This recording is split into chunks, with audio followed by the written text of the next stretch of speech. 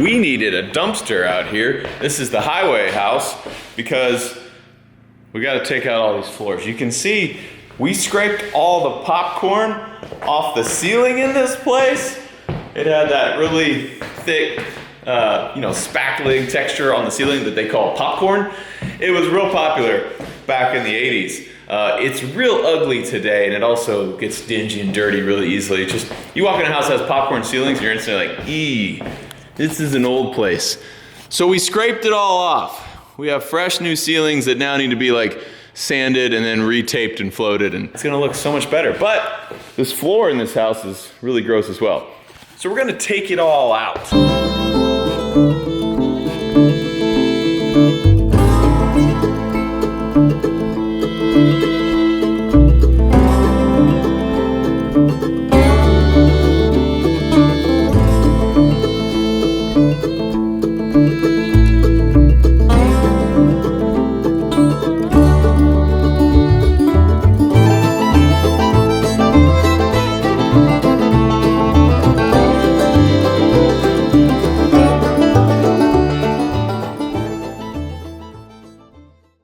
This episode is sponsored by PDS Debt. Getting into debt is very easy, but the system is set up to make getting out of debt nearly impossible. The anxiety, the stress, it can be soul-crushing.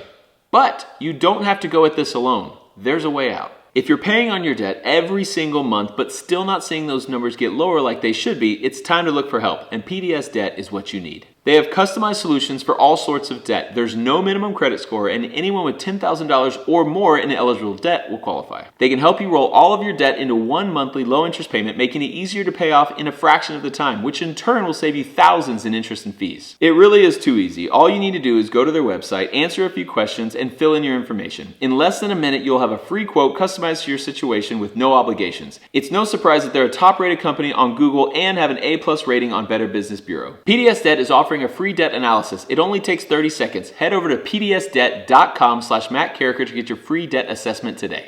This is the admin building. These are guys we're trying to figure out where walls are going, where electric's going, where washer dryers are going. That is a meeting of the minds between me, obviously the best mind around, my designer, my engineer, my general contractor, and my resort manager. This is the biggest thing I've ever done. It's probably the biggest thing I ever will do. So I want to do it as good as I can, and I want to use people who know how to do it better than me and use their knowledge and their skill set to make this place just the freaking best resort that Texas has ever seen. Now, what makes this way harder? Well, it's the legal stuff. Let me show that to you. In these documents, it's the survey of the entire property, and most surveys don't have this much writing on it, right? Like, that's a lot. This is not interesting to you guys, though. You don't need that piece. This one's also not very interesting to you guys, though. You don't need that. This is the wrinkled up survey. It was in the back of my truck. Sorry, let me try to flatten it out. But this is the survey of the entire property. So the weird thing about it is you'll notice all these little squares all throughout it. So that is actually a big problem. Luckily for me, though, I didn't know about that problem before I purchased this land, and it allowed me to purchase it for way cheaper than if all those squares weren't there. So what you don't know about my resort is actually a subdivision.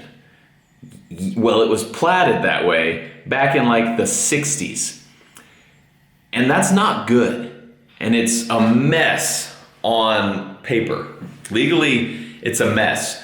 So the reason I was able to buy 330 acres is because physically, this place, as you have seen, total mess. Unwanted property, it's gross, no one has cared for it in 20 years. But legally, on paper, this property was just as much of a mess.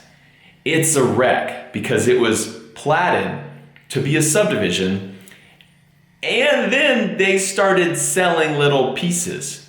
And so there are holes all over this ranch that I do not own, which is not good. This is the river right here, and this is all of my resort. The problem is, all these little squares, like this and this I don't own. I own all the main part of it, like all of this. But whenever there's little squares in here, I don't own all of those. Other people do, random people. And the county hates that because that's not how it should have been done. So the reason is, what I've been told is they actually had 3 locations that they were considering damming up the Guadalupe River to make a lake.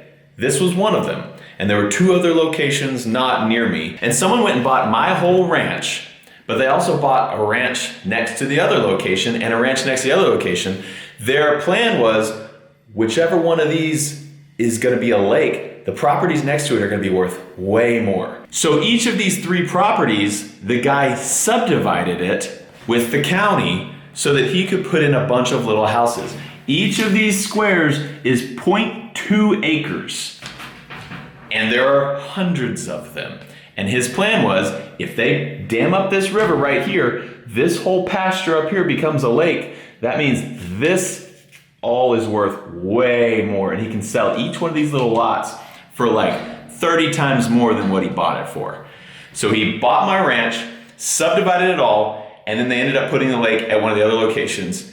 And he had already started selling these lots, and then he continued selling some more of them, and then he sold the rest of it. Originally, this thing was 360 acres. When I bought this property, I bought 330 of the 360 acres, meaning there are still 30 acres inside the border of my ranch that I do not own. Now, for the most part, these pieces of land are pretty worthless to the people who own them. For one, when he platted this neighborhood, they didn't actually consider what any of the land looked like. So you can see, this is like a perfect grid, right? So there's little roads in between, and then there's line of houses there, line of houses there, and a road there, and line of houses. And so what you can't see there is there's a huge valley there, and cliffs, and things like that. And they just like platted it across there. Like, they drew it on paper. They did not actually do any topographical mapping to realize that you couldn't actually sell that lot on that row right there. It doesn't make sense. So none of these roads that are drawn on this map are actually here.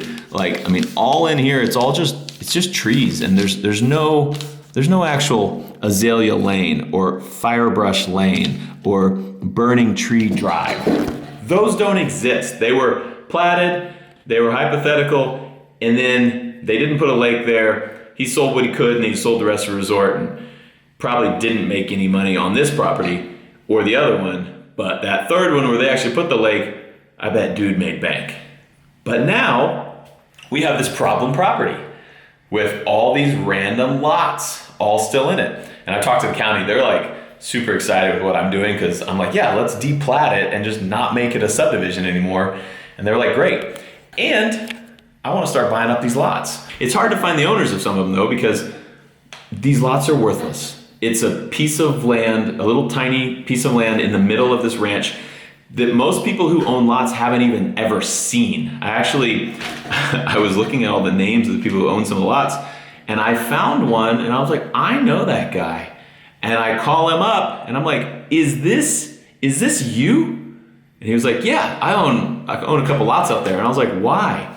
And he was like, well, I had a client who I did some work for, and they couldn't pay me. And they said, I got these 2 pieces of land out on this ranch north of Bernie. I could trade you that instead of paying you. And he was like, okay, sure. So he was like, I've been paying taxes on those. He had 0.4 acres, he had 2 lots. He's like, I've been paying taxes on those 2 lots for 5 years. I've never even gone out there to look at them. So I was like, you want to sell them? He's like, yeah, I'd love to sell them. And I bought them. So I collected 0.4 acres that I didn't own previously. I'm gonna actually figure out a way to draw this better so you can see which lots I own and which I do not. Here's what I got. It's not great, but I think you can figure it out. I was going to highlight in yellow everything that I own. So I started doing that right here, and I quickly realized that highlighter was going to run out of ink. So everything yellow or white I own. Everything red I do not own. It's terrible. I hate it. But it's also the reason I was able to do this, because everyone who looked at this property also hated that, because it was going to be a headache to clean up all the buildings, and then it was going to be a headache to clean up this. Luckily for me, all the buildings for the actual resort are right here. I own all of them.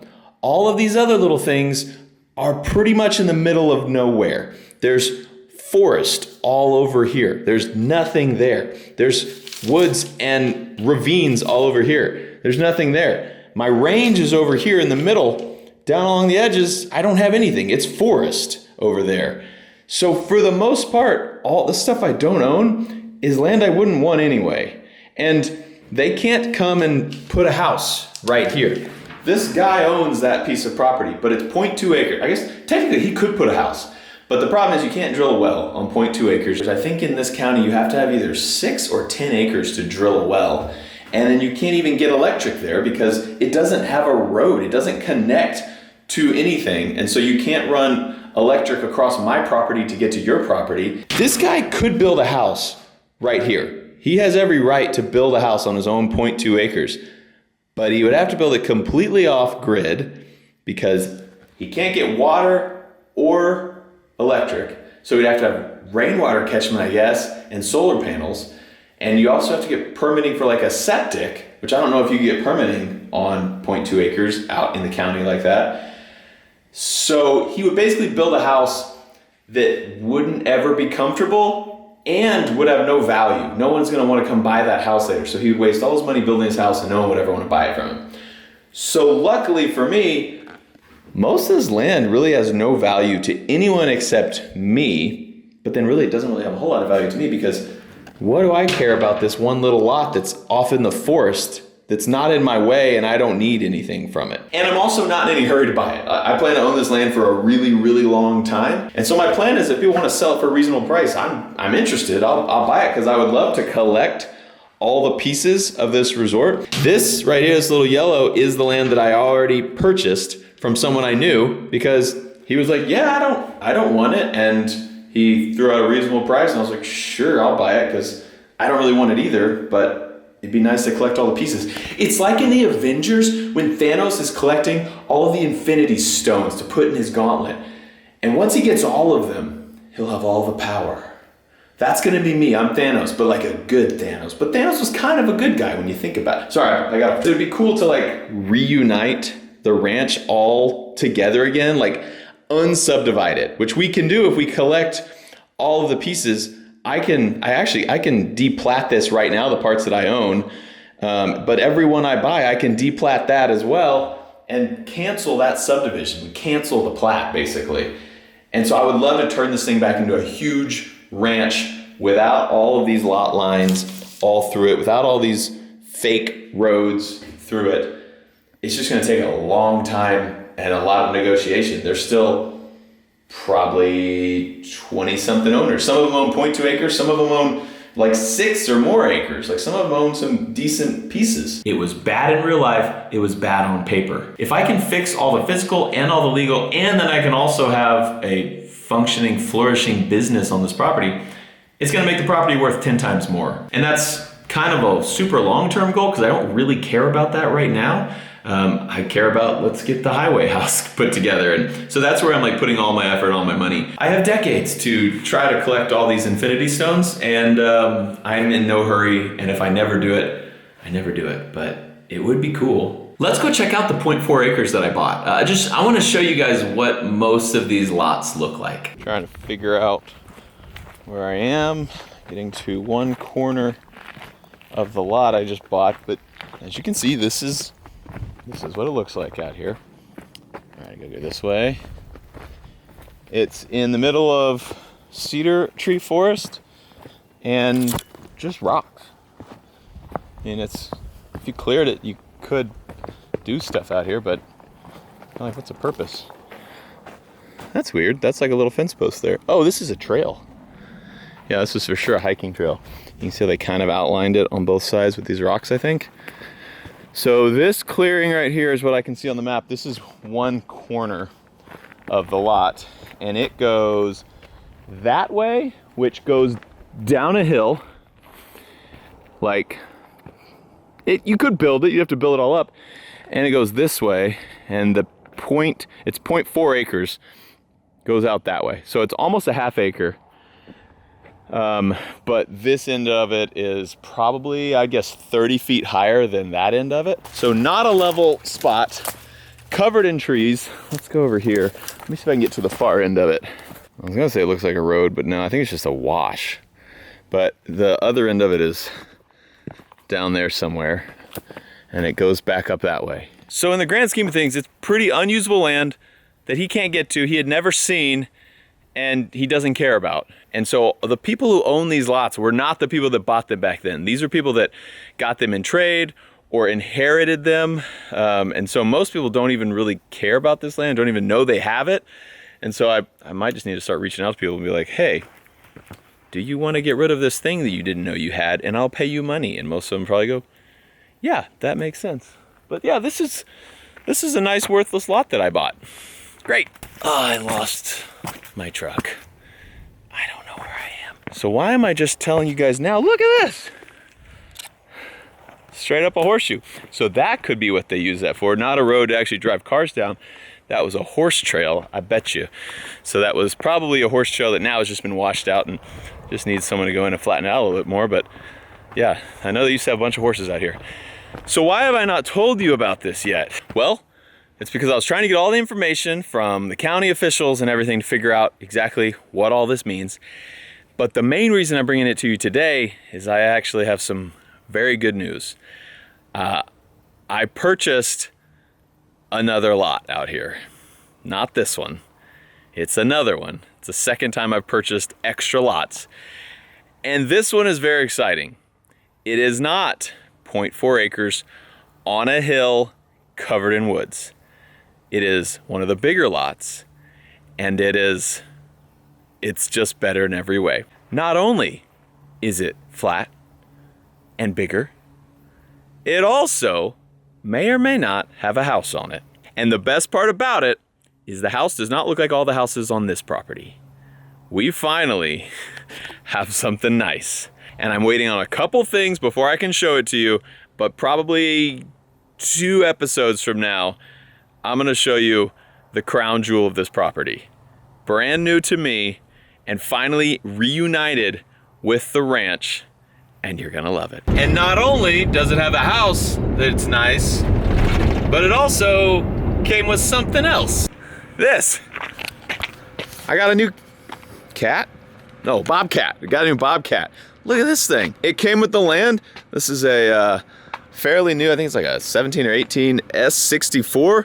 The S designation means that it is wheeled. My other skid steer is a Bobcat T870, so it's a tracked version, and it's the biggest one they make. It's huge. This one is much smaller, open cab, and it's wheeled, so we could do actually a lot of different things with this one versus the other one. You know, when you need to get in a tighter space, you just need to have some more maneuverability. This is gonna be freaking sweet. So now we're gonna use both of them, which will save me as a beat on renting some equipment. I bought the other one while we were doing abandoned mansion stuff because we needed a skid steer a bunch.